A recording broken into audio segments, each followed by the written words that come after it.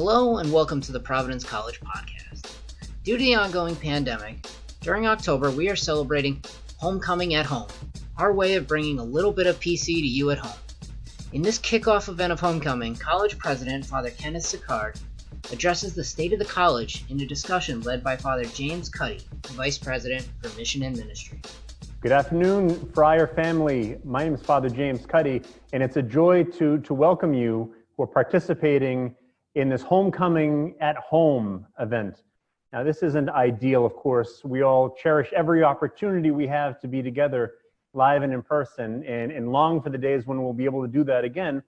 But for now, we do the best we can. And it's a joy to be able to have this conversation with our new president of Providence College, the 13th president, Father Ken Sicard. Now, Father Ken and I are both alumni. I was in the class of 1998. Father Ken was many years before that. So for both of us, it's a joy to be here, not only as members of the college community, but also as fellow alums who rejoice in and take so much consolation in being members of this community. So Father Sicard, thanks for making the time to sit down for this conversation with the president this afternoon. I am delighted to be here, Father Cuddy, and just so you all know, I graduated in 1978, and I remember Father Cuddy very well from his student days, and I'm delighted to be with all of you today and to be with him today.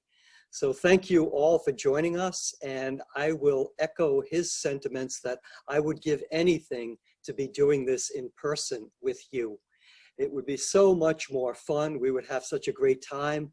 I'd love for you to be back on campus and see all the good things that are happening here. But right now, we're making the best of this situation, and I think a lot of good things are going to come out of this time together. And again, we're delighted to be here with you today. So Father Ken, let's talk just right at the outset. Obviously, the thing on everyone's minds, and certainly yours and mine as well, is the coronavirus. What perspectives can you offer on where the college is, what we've been doing, what we're doing now, maybe what we're anticipating in the weeks and months to come? Sure. I was in New York City for spring break last year for the Big East games. And just as I was about to make my way to the garden, the game was canceled. And I got to spend one more night in New York with a couple of alums and one of our trustees and had a terrific time. And the following day, the city shut down. So I came back to Providence, and almost immediately we began our plans for how we were going to respond to the coronavirus and the effect it was having on our campus. You know, the students did not come back after spring break, which was really strange for us. But again, almost immediately, the community began kicking in, working together to make the experience for our students as meaningful as it could possibly be, even from a distance. And so we began the process for planning our opening in the fall way back last spring. We put together this remarkable continuity task force. There were 4 co-chairs and over 150 of our campus community members, faculty, staff, students participated in this task force. And they worked tirelessly for months and months and months to get us ready to welcome our students back. We gave the students the option of studying remotely. We gave the faculty the option of teaching remotely. And I am so pleased to say that most people decided they would rather be in person. And so we worked tirelessly to make that happen. I've heard from probably 100 sets of parents and from students begging us to reopen in person in the fall. And as many of you know, a lot of campuses did not do that. A lot of campuses went remote, but we decided that we could do this. And we worked together and we came up with a really, really solid plan. We worked closely with the state of Rhode Island and the Department of Health to make sure that we had all the necessary protocols in place. And we were very excited to welcome our students back. Now, I'm going to follow up on that for a second. This is something that I know you and I have had a lot of conversations about, and I know was something that was very near and dear to your heart and an important part of the initial phases of your presidency here. Why was it so important that we come back live and in person, if at all possible? What is it that's different about the Providence College experience being live versus remote? It's the Fryer family. It's encountering students on our campus. It's watching them move in with great excitement to their residence halls and making their way to class for the first time in the fall. And it's just a totally different feeling. All those months that the campus was empty, it was kind of depressing. It was just kind of sad not to see students and faculty and staff around engaging with each other, enjoying our beautiful campus, enjoying life here at Providence College. So it was so important to me to be able to give the students the experience of being here in person. And I think they were so grateful for that opportunity and so excited to return. Now, I feel really badly, especially for the class of 2020, because they lost out on some of the greatest times that they would have had as a class. All of their senior events they missed out on, and of course, graduation. And we had this great plan to welcome them back around October 31st and have all of their events for them and have a graduation ceremony at the dunk. But that just didn't work out. We weren't able to work it out with the state and with the dunk, and it just wasn't possible to do it. We are going to continue to work with them to give them the experience that they deserve, and we're coming up with different ideas of how that might happen. But it's when I ask, why is it important for us to be here? It strikes me that might just be an awful question, and I'm new at this Zoom interview thing, so bear with me, because this group gathered together to participate in homecoming at home. We don't need to explain that to them. This is for anyone who's spent time at PC, who loves PC. They understand the experience of being here together, and having those connections that just they happen kind of naturally, organically here on campus. And one thing that I think, you mentioned the class of 2020 and how sad it is for them and for us that we weren't able to conclude last year the way that we'd want to and the way they'd all want to. There's some 2020s who would be participating in this weekend and listening to this conversation here. And so, beyond saying the things that we want to, hey, we were going to do this, we want to do that, going forward, we'll try to do these things.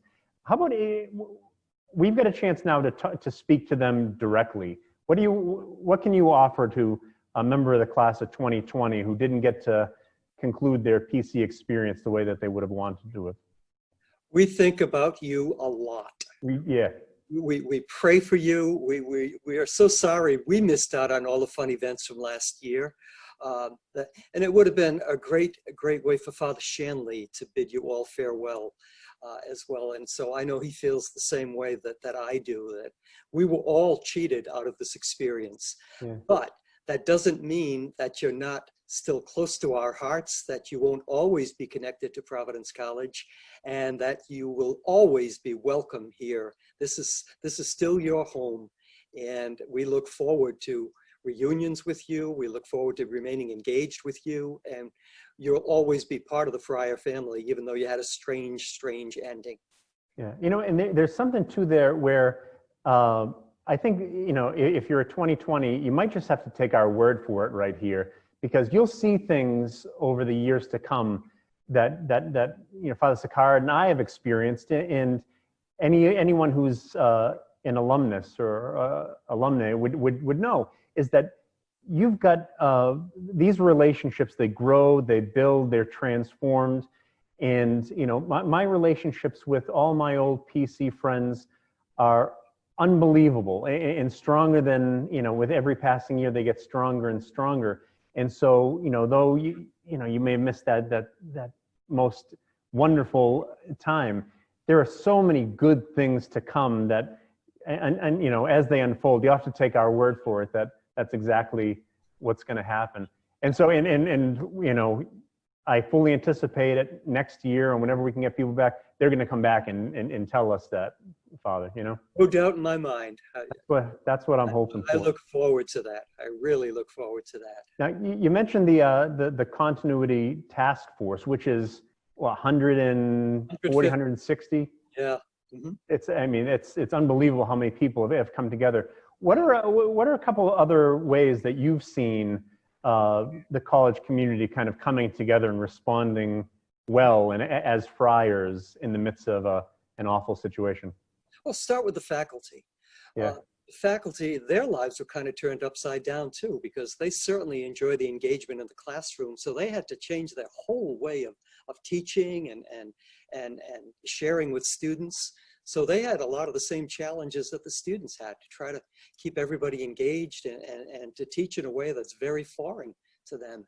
And they just embraced it wholeheartedly. They did everything they possibly could to make the experience as meaningful as possible. And they continue to do that. You know, we started off live, as you know, most of the faculty were teaching live, some hybrid, some totally remotely, but a lot of them were you know, really enthusiastic and excited about being back in the classroom again. And unfortunately, right now, we are on kind of a remote learning period again because of the outbreak we had recently. But I know that the faculty are eager to get back into the classroom, and I know the students are really eager to come back. And that's our main goal right now, is to, you know, get through this challenging period right now, and where we're beginning to see light at the end of the tunnel. And we are getting ready to welcome our students back, both those who are quarantined and isolated, and those who've just gone home because we've switched back to remote for a while. And so we are working very, very diligently with the campus community to reopen again as soon as we can. And what's good is the students, most of the students are still living on campus. And so you still have that great feeling here, but it's not the same as it normally would be with them, you know, going to class and just living a little bit more normally than we are right now. Now, I promise I have all sorts of good things that I want to ask you to talk about as we go on with our conversation here. But as far as challenges go, you know, coronavirus is something that the college has never experienced before. And so it's really an historically difficult time. And that would be more than enough to deal with. But you're taking office here and beginning your service as the 13th president of the college at a time when we've got this generational challenge that's being seen anytime you turn on the TV, with our nation so torn in so many different ways. And especially when you look at questions related to race, you know, it's a tragic thing that the whole nation is experiencing, unfolding day by day, and the college is certainly part of that. What can you tell the homecoming from home crowd about some of the ways in which that crisis has affected campus and some of the college's responses? Sure. Even before I was officially president in July, I began working on a response to the campus community to make us a more equitable, welcoming community for everybody, for all of our students, faculty, and staff. And again, this was a challenging year with things that were happening in our nation. And we continue to, you know, when we wrote the strategic plan, this was one of the most important objectives in the plan, to make Providence College a warm, welcoming community, the beloved community, so that every one of our students, faculty, and staff feels welcome and valued here. And like other colleges, like the nation, we face our challenges, but we're not afraid to face these challenges. We face them head on. We have a number of initiatives planned, including town hall meetings. We have some great speakers coming on. We have a great staff working to make PC the kind of place that we really want it to be. And you know, we're in so much, we're in so better equipped to deal with this than most other schools because we're a Catholic Dominican college. This is in our DNA. So despite the challenges we face, and we will always face challenges, we're ready to meet them, and we're excited about it. And I think, we'll put a little plug in here too, in case there are any people who are participating here who might not know Jackie Peterson.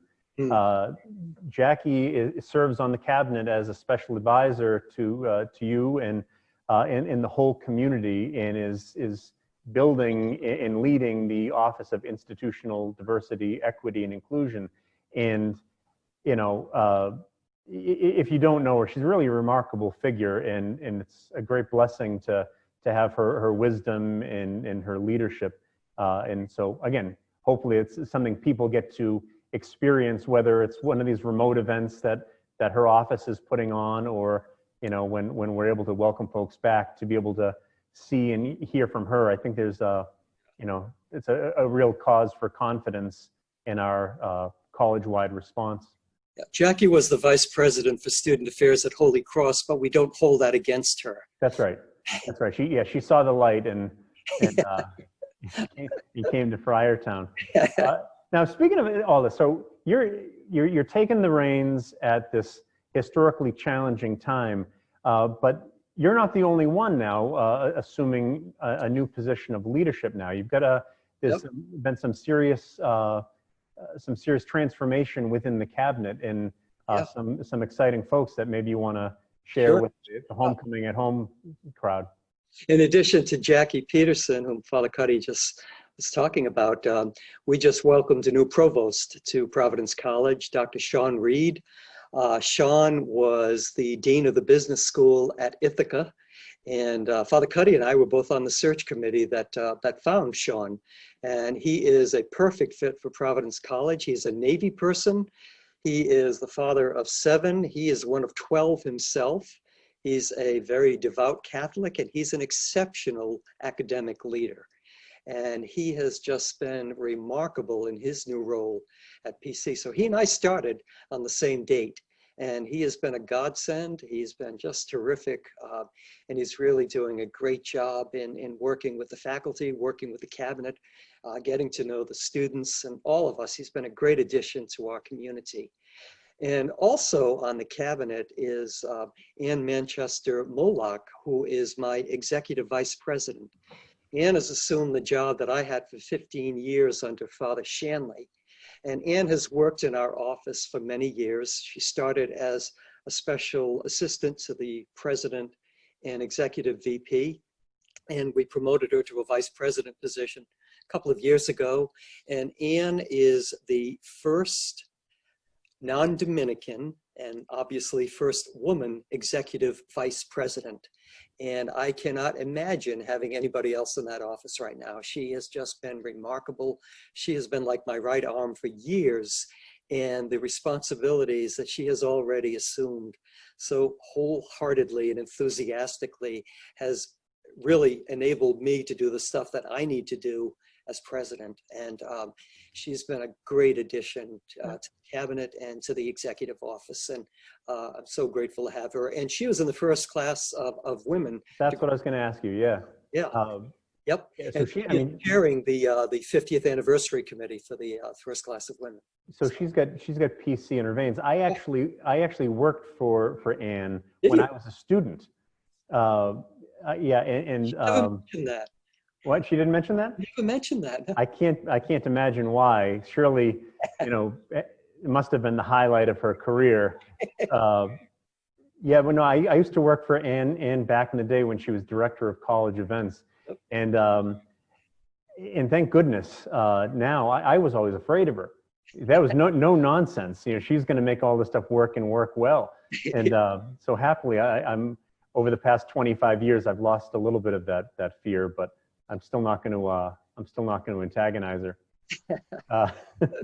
Yeah, no, that's an outstanding thing, and it's great that you've been able to surround yourself with some great folks to respond to the crises that we're looking at. Hey, so one thing I know a lot of people like to hear about is what's going on with some of the Dominicans. Sure. Because, even, if you've been, if you're an alum from way back in the day, a lot of those padres are still around and still working at the college. And what do we have to share with the folks about what's going on with the Dominicans? We have a very, very vibrant Dominican community, and we've been so blessed with younger friars. Father James, how many in the last couple of years? At least 10. About 10, yeah. Yeah. Yeah. Yeah, I wouldn't listen, Father Ken, this is a source of concern for me, and I'm not really comfortable talking about it. I used to be the young Dominican on campus. Yeah, so did I. Yeah, those days are long gone for both of us. No, but the community is doing really, really well. It's bigger than it's been in many years. And we are getting some brilliant young Dominicans on the faculty and some really, really great guys working in the Office of Mission and Ministry, the chaplain's office. And we are so blessed to have them. And the community so far has remained very healthy in this pandemic. We were all just tested again this week and waiting for those results, but everybody feels good. It's different because in our community prayers and masses, we no longer are able to welcome students, faculty, and staff into the Priory Chapel. So it's just us. So that's a little bit different. And we're following a lot of physical distancing rules in the Priory, and even in the chapel, we have assigned seating. And so it's different, but it's still a vibrant community and very connected to the college. And the men are as committed as I've ever seen them. And so it's a real blessing to be part of this community and to have them so engaged with the college and with our students. Now, there's some kind of cool things to share. You can imagine that not all of the Dominicans are technologically adept, right? And so I won't tell you who it is, but on my floor in the Priory, when I'm walking towards my room, I can hear one of the older priests screaming at the Zoom as if, if he doesn't do that, no one's going to hear him. Everyone in the Priory can hear him teaching. He's yelling and screaming. What's fun to share too, we saw these pictures and videos together. Some of our chaplains who are going out trying to minister to the students, and they're checking in every day on Zoom and finding ways, especially to take care of students in quarantine who are, experiencing a little bit of anxiety and loneliness. You saw the chaplains in the golf cart going around to different spots on campus and playing music, reminding people to stay socially distant and wear their masks and all this sort of stuff. And yeah, it was that caught on quite a bit on social media. It was fun to see. I'll tell you, I never did those things when I was chaplain. I don't know, did you do that when you were in Res Life or anything? No. Not exactly. Well, this is all great. We're trying to find ways for members of the Friar family to stay connected, and homecoming weekend is always such a big part. Now, as we go into kind of homecoming month, this homecoming from home, any ideas? How do we encourage members of the Friar family to stay connected during a time when we can't do what we usually do? I mean, we really need the Friar family to stay connected, especially with our students. And if you can reach out to students once in a while, and especially if there are any opportunities for internships or work, that would be really helpful to our students. And they are, they're part of our Friar family, and we always stick together and help each other out. So I think they would just welcome that contact with you that, they might be getting in person this weekend. And as you all know, they're remarkable students.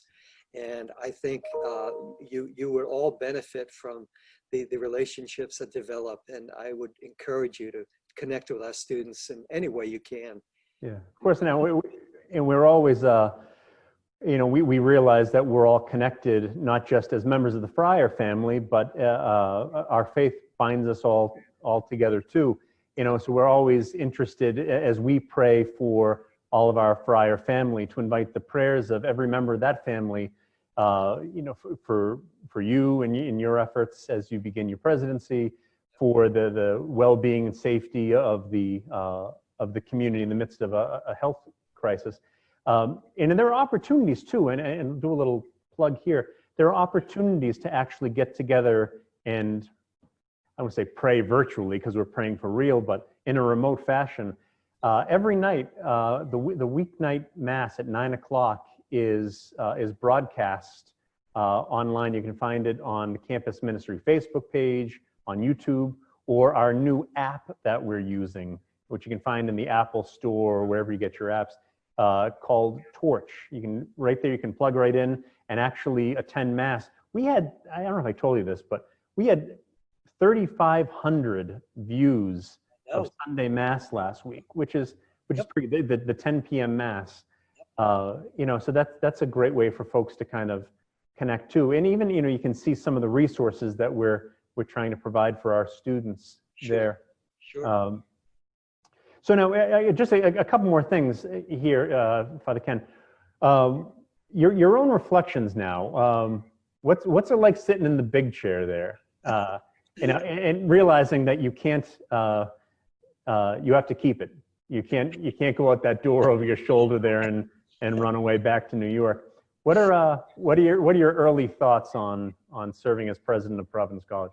I wondered if there was some kind of curse associated with being the 13th president of Providence College, pandemic and all the other stuff that's happened. But no, I feel really blessed. I feel challenged because we've been focusing so much on the pandemic for months and months and months and coming up with the right response to that.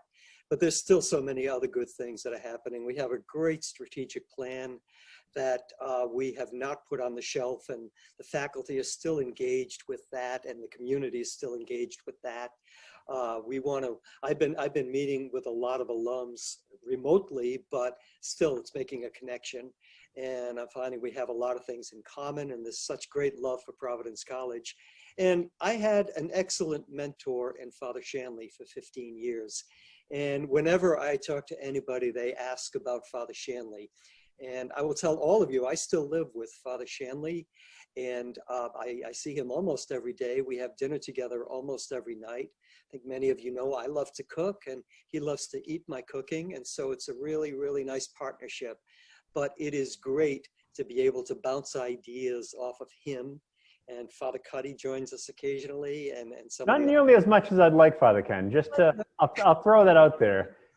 Those invitations don't come as often as one might think. No, but anyway, it's great. Again, I had great leadership under Father Shanley. It was a great partnership. And so I felt very, very ready to deal with the challenges that came with being a new president. Even in a normal time, there would be amazing challenges, but this year especially, it's been more challenging than usual. But again, I am surrounded by really smart, luminous, dedicated people who have just been so helpful, so committed to the college, and such an inspiration to me. So I'm grateful. Yeah, I mean, as we wrap up here, maybe this is a good place to sort of to say goodbye. I think that's something we've seen in every generation, where whatever the particular challenges might be, we've got an awful lot of good men and women, members of the Dominican community, faculty, staff, students, families, parents, alums, who pull together and somehow make the best of a bad situation, whatever that happens to be. And by God's grace, we wind up finding blessings where we wouldn't have expected them, find sources of grace and hope, and we persevere. And I think that's what we've seen so far now in a bad situation, and hopefully what we'll be able to see as things continue to unfold. The outpouring of love by the community, especially on the students, has just been outstanding. It's just been such a moving experience to see this, and to see how the students have come together in support of each other. They're finding really creative ways to deal with being in quarantine and isolation, and they're staying connected with each other as difficult as it is. So, PC at its most challenging times is when you see PC at its best. And, as president, as a Dominican friar, as a priest, that is just such a joy to me. And it makes all of the sleepless nights and all of the endless days worth every moment. And so I just consider this such a blessing from God. And PC has meant so much to me throughout my life. It's wonderful for me to be able to give back now in this way. And again, I just feel so lucky and so blessed. That's great. Well, listen, this is really great, Father Ken. Thank you for taking the time here, and thank you to everyone who's participating in this Homecoming at Home event, this conversation with the President. And we look forward to everything else that we'll get to do as part of this Homecoming series this month. And I think the only thing left here is to ask what time you want me over for dinner tonight at Dominic's house. Anytime, Father. You come over at 8 o'clock. We'll talk about that later. All right. God bless everybody, and thank you so much. Go Friars. Go Friars. Thank you for listening to this episode of the Providence College Podcast. To learn more about all the virtual events we are offering this month for Homecoming at Home, please visit homecoming.providence.edu. You can find the Providence College Podcast wherever you listen to podcasts, including Spotify, Apple Podcasts, Google Play, and your smart speaker. Feedback is welcome by emailing podcast@providence.edu.